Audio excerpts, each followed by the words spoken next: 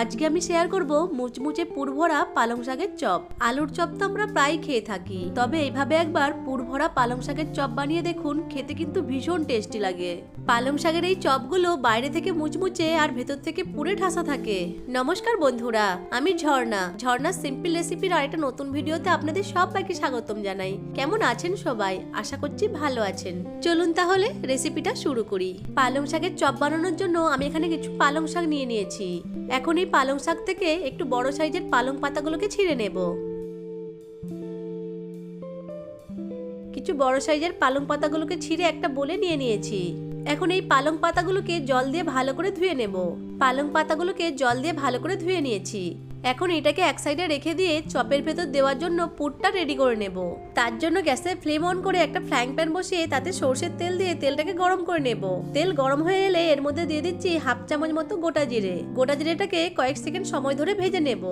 গোটা জিরেটা ভেজে নেওয়া হয়ে গেলে এর মধ্যে দিয়ে দিচ্ছি একটা মিডিয়াম সাইজের পেঁয়াজ কুচি। নেড়ে চেড়ে পেঁয়াজটাকে ব্রাউন কালার করে ভেজে নিতে হবে। পেঁয়াজটা হালকা ব্রাউন কালার করে ভাজা হয়ে গেলে এর মধ্যে দিয়ে দিচ্ছি একটা মিডিয়াম সাইজের টমেটো কুচি আর একটা কাঁচা লঙ্কা কুচি। নেড়ে চেড়ে ভালো করে মিশিয়ে নেব। এরপর এর মধ্যে দিয়ে দিচ্ছি হাফ চামচ মতো লবণ। লবণটাকে পেঁয়াজ আর টমেটোর সাথে খুব ভালো করে মিশিয়ে নেব। টমেটোর মধ্যে লবণ দিয়ে দিলে টমেটোটা খুব তাড়াতাড়ি নরম হয়ে যাবে। এখন টমেটো আর পেঁয়াজটাকে একসাথে ভালো করে ভেজে নিচ্ছি। পেঁয়াজ আর টমেটোটা খুব ভালো করে ভেজে নিয়েছি আর দেখুন টমেটোটা নরমও হয়ে গেছে। এখন এর মধ্যে দিয়ে দিচ্ছি এক চামচ গ্রেট করা আদা রসুন। নেড়ে চেড়ে মিশিয়ে নিয়ে কিছুক্ষণ সময় ধরে ভেজে নেব, যতক্ষণ না আদা রসুনের কাঁচা গন্ধটা চলে যায়। গ্রেট করা আদা রসুনটাকে খুব ভালো করে ভেজে নিয়েছি। এখন এর মধ্যে দিয়ে দিচ্ছি হাফ চামচ জিরে গুঁড়ো, হাফ চামচ ধনে গুঁড়ো, হাফ চামচ হলুদ গুঁড়ো আর দিয়ে দিচ্ছি হাফ চামচ কাশ্মীরি লাল লঙ্কার গুঁড়ো।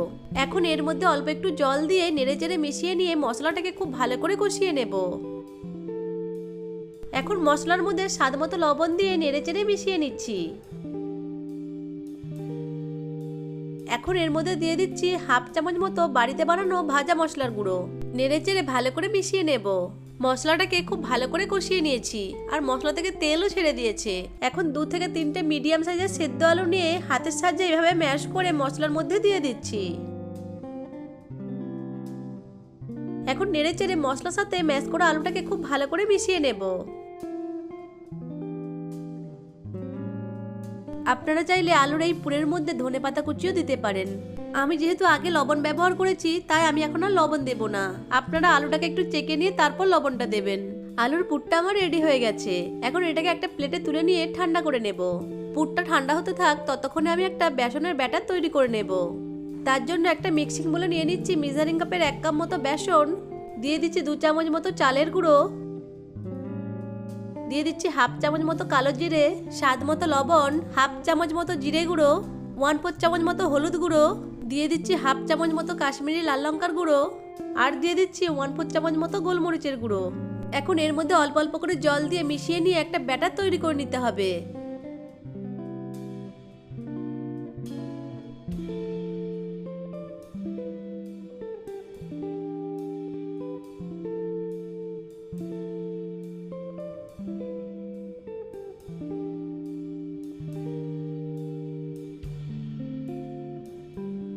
এই ব্যাটারটা খুব বেশি ঘন বা খুব বেশি পাতলা হবে না। ব্যাটারের ঘনত্বটা ঠিক এরকম হবে। ব্যাটারটা আমার তৈরি হয়ে গেছে। এখন এটাকে এক সাইডে রেখে দেব। এইদিকে আলুর পুরটাও ঠান্ডা হয়ে গেছে। এখন এখান থেকে একটা করে পালং পাতা নিয়ে পালং পাতার উল্টো দিকে এইভাবে আলুর পুরটা দিয়ে দেব। আলুর পুরটা দেওয়ার পর পুরটাকে একটু ছড়িয়ে দেব। আলুর পুরটা পালং পাতার অর্ধেক অংশে দিতে হবে। এখন পালং পাতাটাকে এইভাবে মুড়ে নেব। একটা তৈরি করে নিলাম। এইভাবে এক এক করে সবগুলো তৈরি করে নেব। এইভাবে একবার পালং শাক দিয়ে চপ বানিয়ে খেয়ে দেখবেন, ভীষণ টেস্টি হয়। আমি এখানে এক এক করে সবগুলো তৈরি করে নিচ্ছি।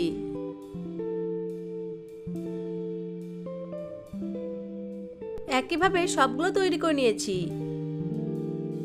এইদিকে গ্যাসের ফ্লেম অন করে একটা ফ্রাইং প্যান বসিয়ে তাতে রিফাইন তেল দিয়ে তেলটাকে গরম করে নিচ্ছি।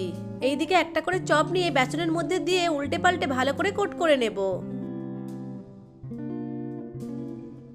তারপর বেসন থেকে তুলে নিয়ে গরম তেলের মধ্যে ছেড়ে দেব।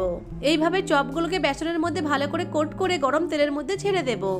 আমি এখানে একটা ব্যাচে 4টে করে চপ ভেজে নিচ্ছি। আপনাদের কাছে বড় জায়গা থাকলে একসাথে অনেকগুলো চপও ভেজে নিতে পারেন।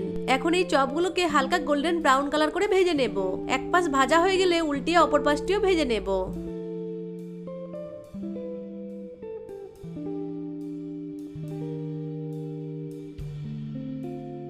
দুই পাশ উল্টে পাল্টে গোল্ডেন ব্রাউন কালার করে ভেজে নিচ্ছি।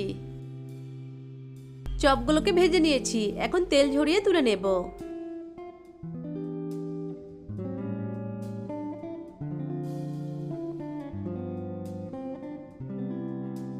একইভাবে সব চপগুলোকে ভেজে নেব।